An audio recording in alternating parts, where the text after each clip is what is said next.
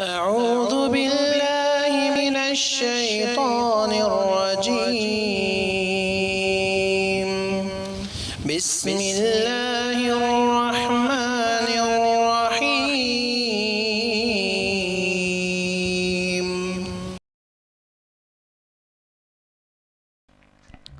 قال الإمام البخاري باب لا وصية لوارث. قال حدثنا محمد بن يوسف عن ورقاء عن ابن أبي نجيح عن عطاء عن ابن عباس رضي الله عنه قال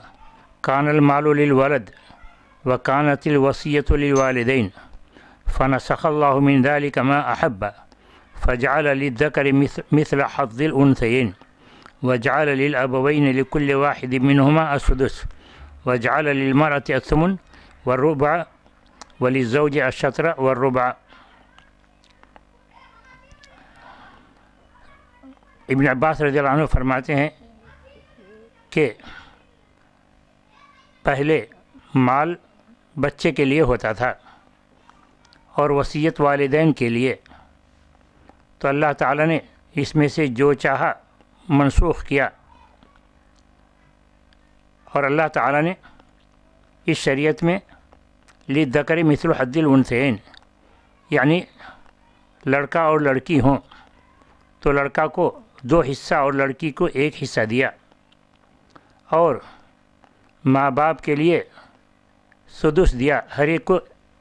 میراث کا سدس ملے گا، چھٹا حصہ ملے گا، اور عورت کے لیے میراث میں حصہ 8واں اور 4تھا، اور شوہر کے لیے عورت یعنی بیوی کے لیے شوہر کے مال میں 8واں اور 4تھا حصہ رکھا، اور شوہر کے لیے بیوی کے مال میں آدھا اور 4تھا رکھا۔ کان المال للولد، اسلام سے پہلے اگر کوئی انتقال کر جاتا تو اس کا جو بڑا لڑکا ہوتا وہی مال کا مالک بنتا، باپ کے لیے وصیت تھی، باپ ماں کے لیے وصیت تھی، اور ابتدائی شریعت میں بھی یہ حکم تھا، چنانچہ قال تعالی نے کتب علیکم اذا حضر احدکم الموت ان ترک خیرا الوصیۃ للوالدین والاقربین۔ کتب علیکم اذا حضر احدکم الموت، تم پر فرض کیا گیا ہے جب تم میں سے کسی کی موت آئے، ان ترک خیرا، اگر وہ مال چھوڑ کر جائے، الوصیۃ للوالدین والاقربین، تو اس پر فرض ہے کہ اپنے ماں باپ کے لیے وصیت کرے اور رشتہ داروں کے لیے وصیت کرے۔ وصیت کے علاوہ جو مال ہوتا اس کے بچے لیتے، تو یہ جاہلیت کا رواج تھا۔ جاہلیت میں جو بڑا لڑکا ہوتا وہی وارث ہوتا، جو چھوٹے ہوتے وہ محروم ہوتے، عورتوں کو بھی میراث میں کوئی حصہ نہیں دیا جاتا۔ تو اللہ تبارک و تعالیٰ نے اس حکم کو منسوخ کیا اور آیت میراث کے ذریعے سے حکم بتایا کہ میراث میں کس کو کتنا حصہ ملے گا۔ اس میں اختصار کے ساتھ کہا فجعل للذکر مثل حظ الانثیین، قرآن میں بھی ہے للذکر مثل حظ الانثیین،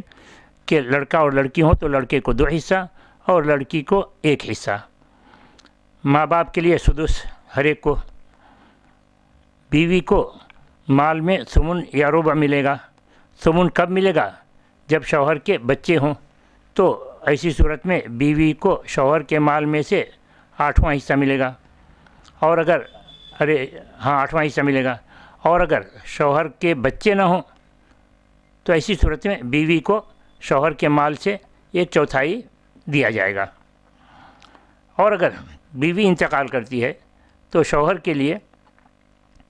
آدھا ہے جبکہ بیوی کے بچے نہ ہوں، اور اگر بیوی کے بچے ہوں تو 1/4 ہے، مال کا 1/4 حصہ ملائے گا۔ اس حدیث سے یہ بات ظاہر ہوتی ہے کہ علم نافع کی تبلیغ ہونی چاہیے، جو مفید باتیں ہیں وہ لوگوں تک پہنچایا جانا چاہیے۔ چنانچہ ابن عباس رضی اللہ عنہ فرائض سے متعلق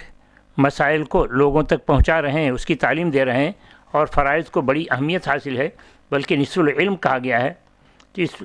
ابن عباس رضی اللہ عنہ نے واضح انداز پر لوگوں کو بتایا کہ مال میں اللہ تعالیٰ نے کس کا حصہ کتنا متعین کیا ہے۔ تو دعات کو بھی اسی طریقے سے چاہیے کہ اللہ تبارک و تعالیٰ نے جو انہیں علم نافع سے نوازا ہے وہ دوسروں تک پہنچائیں، کہ رسول اکرم صلی اللہ علیہ وسلم نے کہا بلغوا عنی ولو آیا، کہ ہماری جانب سے ایک آیت ہی صحیح لوگوں کو پہنچاؤ، جو تمہارے پاس علم ہے وہ پہنچاؤ۔ اور آپ نے دعا دی اس شخص کو جو آپ کی ایک بات بھی لوگوں تک پہنچائے، کہا نظر اللہ عمران سمع مقالتی فوعاها وحفظها وبلغها فرب حامل فقہ الی من هو افقہ منہ، کہ اللہ تعالیٰ تر و تازہ رکھے اس شخص کو جو میری ایک بات کو یاد رکھے اور اچھی طرح یاد رکھے اور اس کی تبلیغ کرے، کہ بہت سارے فقہ کے حامل اس شخص کو بہت سارے وہ لوگ جن کو فقہ حاصل ہے پہنچاتے ہیں ان لوگوں کو جو ان سے زیادہ سمجھ رکھتے ہیں، تو رسول اکرم صلی اللہ علیہ وسلم نے اس دین کی تبلیغ پر ابھارا ہے، کہا کہ میری ایک بات بھی ہو تم لوگوں کو پہنچاؤ گے تو تمہیں اللہ تعالیٰ خوش رکھے گا۔ دوسری حدیث میں کہا نظر اللہ عمران سمع منا حدیثا فحفظہ حتی یبلغہ غیرہ، کہ اللہ تعالیٰ تر و تازہ رکھے اس شخص کو جو مجھ سے ایک بات بھی سنے اور اس کو یاد رکھے یہاں تک کہ وہ دوسروں کو پہنچائے۔ فرب حامل فقہ الی من هو افقہ منہ، کہ بسا اوقات جن کو ہماری بات پہنچی ہے اس سے زیادہ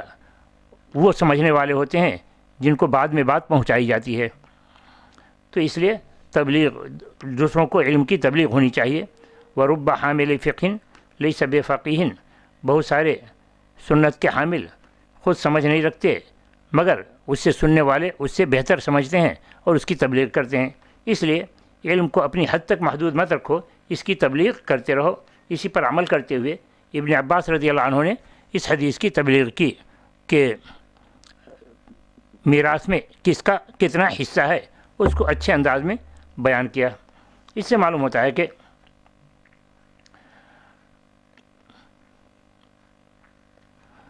کہ اس شریعت اسلامیہ میں انسانوں کے حقوق کا خصوصی اہتمام کیا گیا ہے، کہ ہر انسان کو کیا کیا حق ملنی چاہیے وہ بتا دیا گیا ہے۔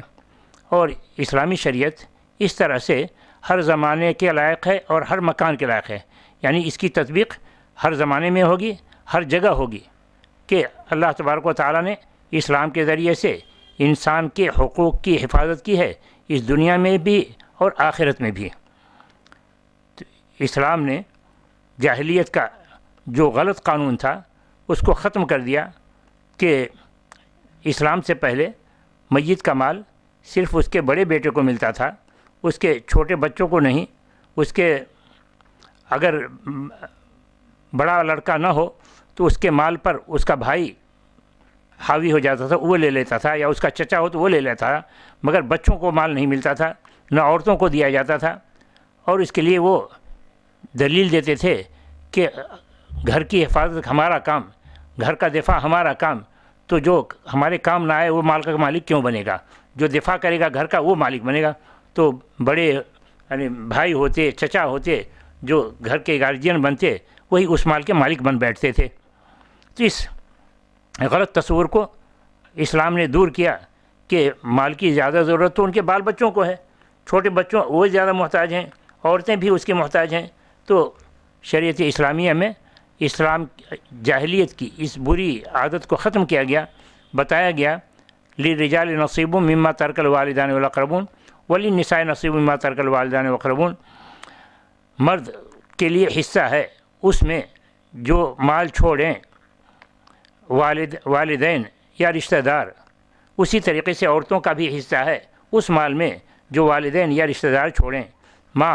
مال خواہ کم ہو یا زیادہ، اللہ تعالیٰ نے اس کا حصہ متعین کر دیا ہے، جس کو قرآن کریم کی آیت میراث کہا جاتا ہے۔ یوصیکم اللہ فی اولادکم للذکر مثل حظ الانثیین، یہ دو آیتیں ہیں، دونوں آیتوں میں میراث کا تفصیلی حکم بیان کیا گیا ہے۔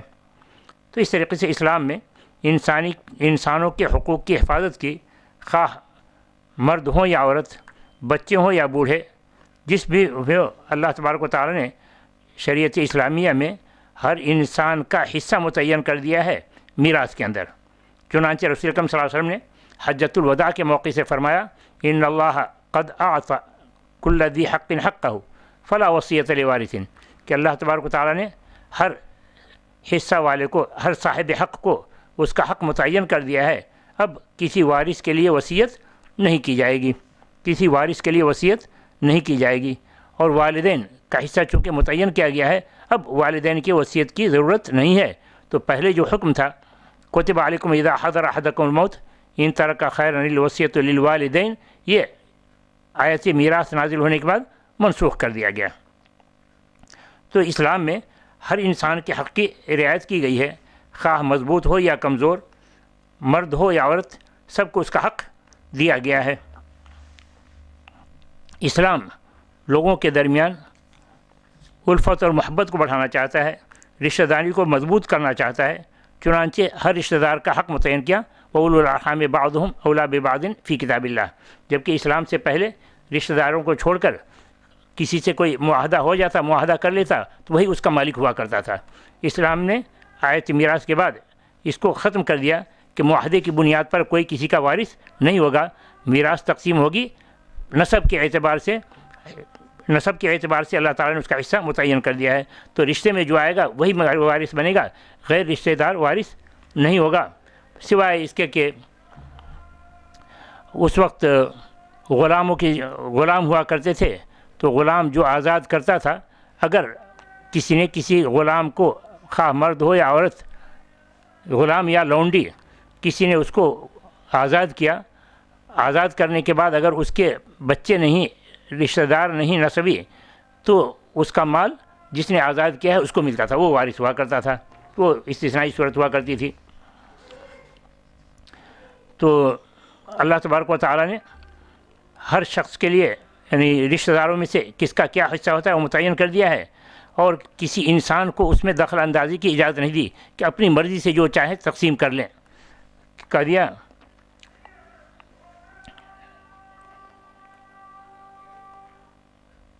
لا تدرون ایہم اقرب لکم نفعا، تم کو پتہ نہیں ہے کہ کس کو کتنا دینا مفید ہوگا، ہم جانتے ہیں کہ کیا کس کو کتنا ملنا چاہیے، تو اس لیے اللہ تعالیٰ نے جو میراث متعین کر دیا ہے اسی کے مطابق تم کو فیصلہ کرنا ہے، اپنی جانب سے تم کو اختیار نہیں ہے کہ کوئی اجتہاد کر اس باب میں، تو اجتہاد کا دروازہ بند کر دیا اللہ تبارک و تعالیٰ نے میراث کے سلسلے میں، یہ کہہ کر لا تدرون ایہم اقرب لکم نفعا فریضۃ من اللہ، اللہ کی جانب سے متعین کر دیا گیا ہے، اسی کی پابندی تمہیں کرنا ضروری ہے۔ اور اس سے معلوم ہوتا ہے کہ اسلام میں ملکیت فردیہ یعنی انفرادی ملکیت کو تسلیم کیا ہے، یہ نہیں جیسا کہ کمیونسٹ حکومتوں میں ہوتا ہے کہ مال سب حکومت کا، مال سب حکومت کا، انفرادی ملکیت کسی کی نہیں، زمین ہے تو حکومت کی، مکان ہو تو حکومت کا، فلاں فلاں یہ حکومت ہے۔ اس کی وجہ سے نقصان یہ ہوتا ہے کہ اگر مال سب حکومت کا ہو جائے تو انسان کا کمانے میں جی نہیں لگتا، کہ بھئی ہم مریں گے تو حکومت لے لے گی، کمانے میں جی نہیں لگتا۔ اگر اس کو پتہ ہو کہ مال ہمارا، ہم مریں گے تو ہماری اولاد کو جائے گا، ہمارے رشتہ داروں کو جائے گا، تو شرح صدر کے ساتھ وہ کمائے گا، پوری محنت کرے گا۔ اور یہ ہمارا آنکھوں سے دیکھا ہوا ہے کہ ہم ایک مرتبہ موزمبیق گئے، موزمبیق میں ہم جہاں ٹھہرے ہوئے تھے ان کو ہمیں سیر کے لیے لے گئے، تو ایسے کھیت کو ہم نے دیکھا کہ کھیت کا آدھا حصہ بڑا خوبصورت، بہت ہی لہلہا رہا ہے، بہت اچھی فصل ہے، اور بیچ سے نہر ہے، پانی گزر رہا ہے، پانی کی فراوانی ہے، تو آدھا حصہ بہت ہی خوبصورت فصل لگی ہوئی ہے، آدھے حصے میں سوکھا پڑا ہوا ہے، جبکہ پانی ہے، آدھا حصہ سوکھا پڑا ہوا ہے۔ تو ہمارے ساتھ جو تھے ہم نے ان سے پوچھا کہ یہ بات کیا ہے بھائی، اس کو کیوں نہیں پانی دیا گیا؟ کہا اس لیے کہ اگر یہ حصہ بھی اچھا لہلاتا ہوتا تو حکومت کے کارندے آئیں گے اور کاٹ کر کے پوری فصل لے جائیں گے، تو حکومت سے بچنے کے لیے اس نے آدھا ہی کو آباد کیا ہے، آدھے کو ایسے یوں ہی کر کے چھوڑ دیا ہے تاکہ اس کی نظر نہ لگے حکومت کی، تو یہ فرق پڑتا ہے۔ تو اسلام نے ملکیت فردی ہے، یعنی انفرادی ملکیت انسان کی ہوگی تبھی جا کو اس کو مال سے محبت ہوگی، اس کے لیے وہ محنت کرے گا، اس کو قائم رکھا ہے۔ تو کہا للرجال نصیب مما اکتسبوا वलिन्निसाए नसीबुम मिम्मा इक्तसबना, मर्द जो कमाए वो मर्द का, औरतें जो कमाए वो औरत की। ये इनफरादी मिल्कियत है कि उसकी मिल्कियत होगी तो उससे माल से मोहब्बत होगी और माल बढ़ाने की वो कोशिश करेगा, उसके काम आएगा, उसके बाल बच्चों के काम आएगा। तो ये इस्लाम की खुशियत है कि इस्लाम ने हर इंसान के हक़ का ख्याल रखा है, उसको हुकूक़ दिए हैं। और इससे मालूम होता है कि इस्लाम में नासिख़ व मनसूख़ भी है, यानी अल्लाह तबारक व तआला ज़माने के एतबार से, हालात के एतबार से हुक्म नाजिल करता गया, यहाँ तक कि बाद अहकाम जिसकी ज़रूरत नहीं रही उसको मनसूख़ कर दिया गया और उसकी जगह अच्छा हुक्म लाया गया। तो क्या वो हुक्म बुरा था? नहीं, जिस वक्त नाजिल किया गया उस वक्त का तकाज़ा था कि वही हुक्म दिया जाए। बाद में तकाज़ा हुआ, हालात बदले तो उसमें तब्दीली लाई गई। तो इस्लाम में बहरहाल नासिख़ व मनसूख़ है। जैसे कि कहा गया नासिख़ व मनसूख़ के लिए माननसख मिन आयतिन औ नुनसिहा नअति बिखैरिम मिनहा औ मिस्लिहा, कि हम किसी आयत को मनसूख़ करते हैं या मुअख्खर करते हैं तो उससे बेहतर हुक्म उसकी जगह लाते हैं, उससे बेहतर या उसके मानिंद हुक्म लाते हैं जो उससे बेहतर हो। तो नासिख़ यानी बाज़ चीज़ें जो पहले हुक्म दी गई थी उसमें तब्दीली लाई गई और अल्लाह ताला इसको बेहतर जानता था कि किस हालत में कौन सा हुक्म दिया जाए। तो उसी की तरफ इब्न अब्बास रज़ियल्लाहु अन्हु ने इशारा किया है कि इब्तिदा में वालिदैन के लिए वसीयत फ़र्ज़ थी, बाद में इसे मनसूख़ कर दिया गया वो सबका हिस्सा मुतय्यन करके। तो कुछ लोगों का ये कहना कि शरीयत में नासिख़ व मनसूख़ नहीं है, ये दुरुस्त नहीं। शरीयत में नासिख़ व मनसूख़ है और ये अल्लाह की हिकमत से है। ये नहीं कि अल्लाह ताला पहले नहीं जानता था अब जाना, नहीं, अल्लाह को पहले ही पता था कि किस हुक्म को कब तक बाक़ी रखा जाए और फिर उसके बाद क्या हुक्म दिया जाए। ये अल्लाह को पहले ही से पता था। इंसानों की मसलहत के लिए अल्लाह ताला ने वो निज़ाम बनाया कि फ़लाँ हुक्म इतने तक कायम रहे, उसके बाद ये हुक्म दिया जाए। तो इस्लाम में नासिख़ व मनसूख़ भी है। जैसे कि कुतिबा अलैकुम इज़ा हज़र अहदकुमुल मौत, ये मनसूख़ हो गया आयत मीरास यूसिकुमुल्लाहु फ़ी औलादिकुम लिज़्ज़करि मिस्लु हज़्ज़िल उन्सयैन। और इसी को रसूल अकरम सल्लल्लाहु अलैहि वसल्लम ने यूँ बयान फरमाया, इन्नल्लाह क़द आता कुल्ल ज़ी हक़्क़िन हक़्क़हु फ़ला वसीयता लिवारिसिन, कि अल्लाह ताला ने हर शख्स का हिस्सा मुतय्यन कर दिया है, अब वारिस के लिए कोई वसीयत नहीं की जाएगी। हाज़ा मा इंदी वल्लाहु अअलम। अस्सलामु अलैकुम व रहमतुल्लाह।